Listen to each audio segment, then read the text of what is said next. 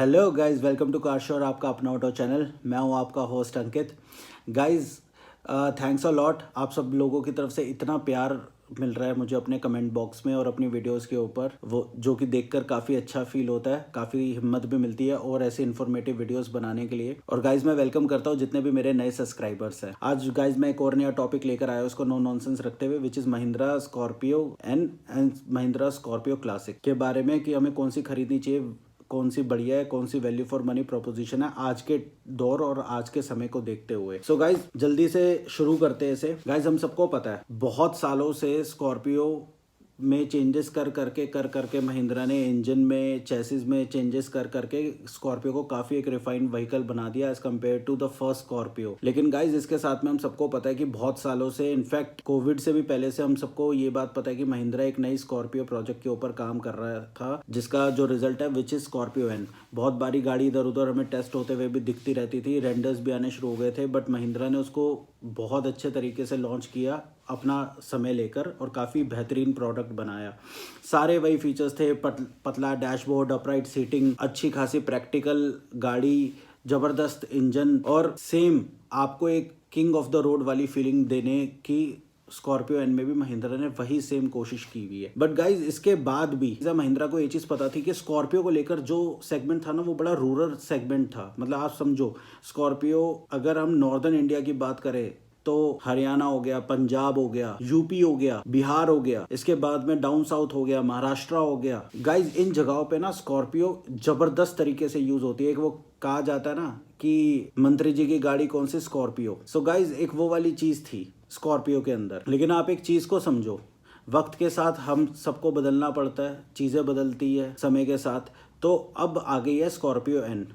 आज हम Scorpio N और स्कॉर्पियो क्लासिक को क्यों कंपेयर करेंगे, क्योंकि दोनों वेरिएंट के कहीं ना कहीं जो प्राइजेस है ना, अगर लोअर, थोड़े से लोअर ट्रिम्स पे जाओगे या मिडल वेरिएंट्स में जाओगे तो दोनों के दोनों वेरिएंट्स लगभग मैचअप होते हैं प्राइजेस में। और कहीं ना कहीं स्कॉर्पियो क्लासिक महंगी भी है स्कॉर्पियो एन के मुकाबले। पहले हम फीचर्स की बात करते हैं, आपको दोनों गाड़ियों में मिलता क्या क्या है। सो गाइस, स्कॉर्पियो में सबसे पहले तो आपको क्लासिक में मिलती है एक ज़बरदस्त डोमिनेटिंग प्रेजेंस। गाड़ी हम पहले से देखते आ रहे, एक वो कहते हैं ना कि अगर स्कॉर्पियो रोड पे चल रही है ना तो आपको हॉर्न बजाने की ज़रूरत नहीं पड़ती, रास्ता अपने आप मिलता है। वो वाली एक डोमिनेटिंग प्रेजेंस है, कहीं ना कहीं एसोसिएटेड है कि भाई गाड़ी में कोई बैठा है ना तो बाहुबली ही है। ठीक है, एक वो वाली जो डोमिनेटिंग प्रेजेंस है जिसके लिए स्कॉर्पियो आज एक इतना बड़ा ब्रांड नेम बन चुका है। बट वो चीज़ कहीं ना कहीं मुझे स्कॉर्पियो एन में भी लगती है, भले ही थोड़ा सा टाइम लगेगा उसको, क्योंकि आप ऑल टुगेदर देख रहे हो, अगर आपने नोटिस किया ना तो अब तक स्कॉर्पियो क्लासिक तक स्कॉर्पियो का जो बॉडी शेल का जो मेन जो डिज़ाइन है ना, वो बिल्कुल सेम रहा है। तो आज तक ना हमने कभी उसको एक दूसरे एंगल से देखा नहीं है कि भाई ये ऑल टुगेदर एक नई गाड़ी है। हम क्या देखते हैं, बस आगे की हेडलाइट चेंज हो गई, बम्पर चेंज हो गया, अब तक हम वो देखते आ रहे हैं, लेकिन बॉडी शेल जो था वो वही था। तो अब हमें क्या लग रहा है कि स्कॉर्पियन थोड़ा सा, चाहे वो थोड़ी सी बेहतर करके महिंद्रा ने निकाली, लेकिन हमें थोड़ा सा उसे समझने में अभी फिर भी टाइम लग रहा है। बट अगर देखा जाए तो ये गाड़ी पहली वाली गाड़ी से ऊंची भी है, चौड़ी भी है और लंबी भी है। गाइज, अगर हम स्कॉर्पियो के डैशबोर्ड की बात करते हैं तो स्कॉर्पियो का डैशबोर्ड बड़ा ही सिंपल लेआउट, बड़ा ही सिंपल बटन्स की क्वालिटी भी कोई बहुत अच्छी खास नहीं है। इसके बाद में कहीं पे भी सॉफ्ट टच मटेरियल्स का यूज़ नहीं किया हुआ, बहुत ही छोटा ग्लव बॉक्स है, कहीं पे भी पानी की बॉटल रखने की जगह पे नहीं दी हुई। अगर साइड पैनल्स की भी बात करते हो तो कहीं पे भी आप 1 लीटर की पानी की बोतल नहीं रख सकते हो, सिर्फ मैप होल्डर दिया हुआ है। अगर पानी की बोतल रखने की जगह देखोगे तो आपको सिर्फ एक ही जगह मिलती है, वो भी आपको सेंटर कंसोल में मिल रही है। उसके बाद में अगर आप इसमें स्टेयरिंग व्हील देखोगे तो बहुत ही सिंपल स्टेयरिंग व्हील मिल रहा है, जबकि आपको बाकी गाड़ियों में डी कट स्टेयरिंग व्हील मिलना शुरू हो गया। इसमें आपको अभी भी चंकी एक बड़ा सा स्टेयरिंग व्हील मिलता है। वहीं पे गाइस, जब आप स्कॉर्पियो इनके डैशबोर्ड की बात करते हो तो जबरदस्त फिट एंड फिनिश, उसके बाद में आपको सॉफ्ट टच मटेरियल दिया हुआ है डैशबोर्ड पे, ऊपर भी और सामने भी।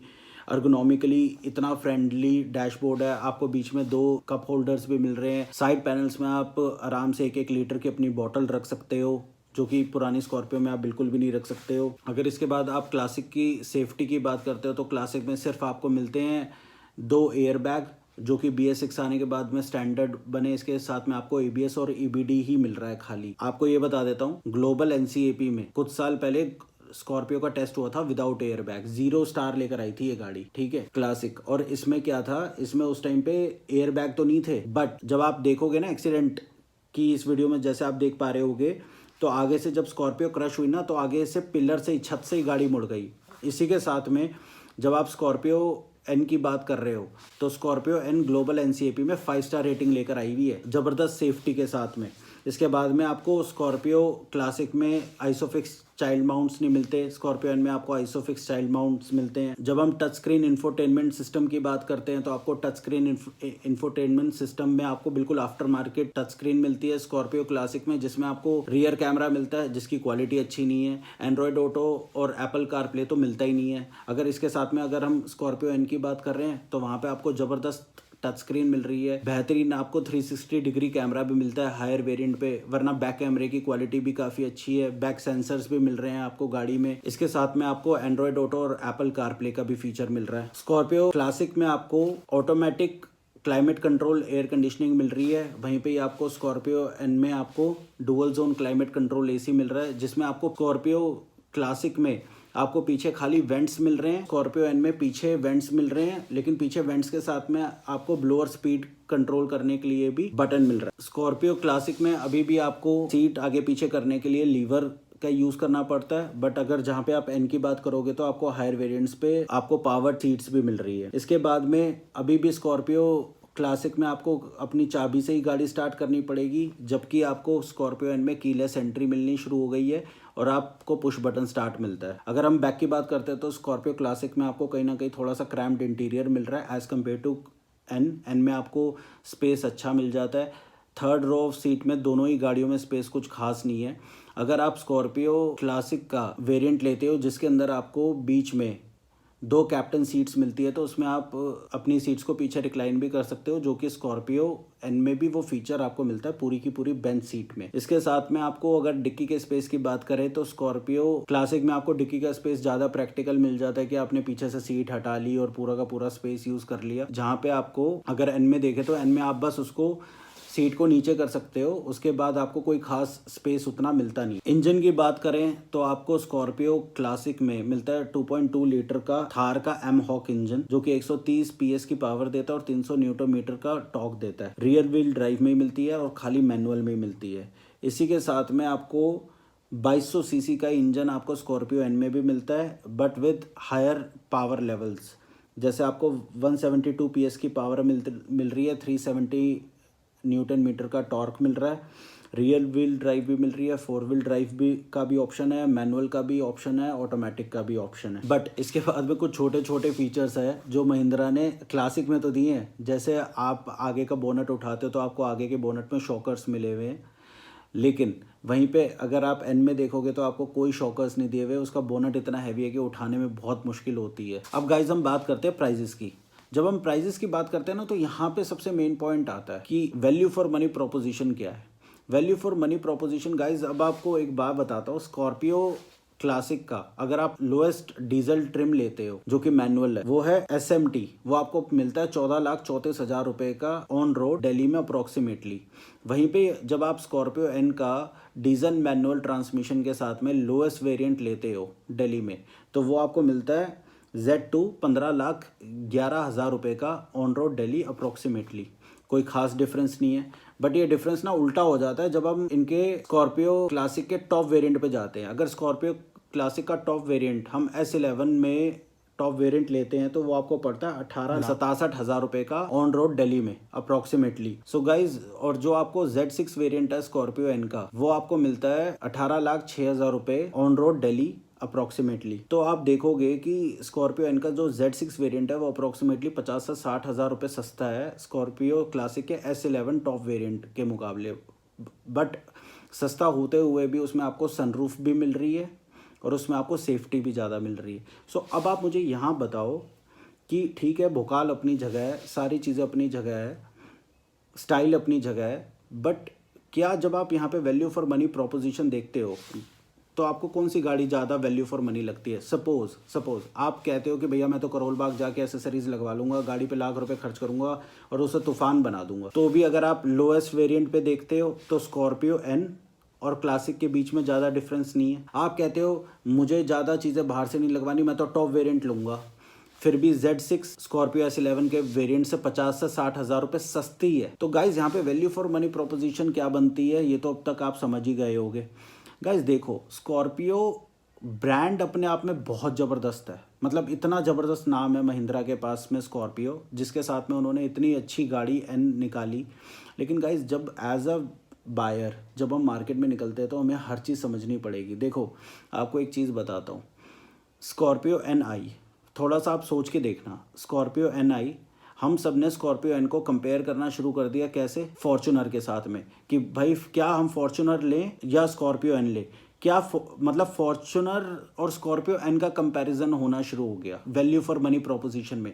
क्या आज से पहले आप स्कॉर्पियो क्लासिक को फॉर्च्यूनर के साथ में कंपेयर कर सकते थे? जी नहीं, मैंने आज तक कभी कोई ऐसा कंपैरिजन नहीं देखा। प्लस आप इसके साथ में एक और भी चीज सोच के देखो, क्या आज से पहले अगर आप किसी बड़ी सिटी में रहते हो और आप जॉब कर रहे हो या फिर अपने बिजनेस में हो और आप 20 लाख रुपए का बजट लेकर निकले थे, तो क्या आपने क्रेटा सेल्टोस के मुकाबले में कभी सोचा था कि मैं स्कॉर्पियो खरीदूंगा? मुझे नहीं लगता कि आपने सोचा होगा, अनलेस अनटिल आपने सोचा है कि मुझे स्कॉर्पियो ही लेनी है। सो गाइज, जैसे थार के साथ था ना, महिंद्रा ने थार लॉन्च की थी और थार लॉन्च करने के बाद में महिंद्रा के माइंड में ये चीज़ थी कि नहीं, अब मुझे अर्बन ऑडियंस को देखना है।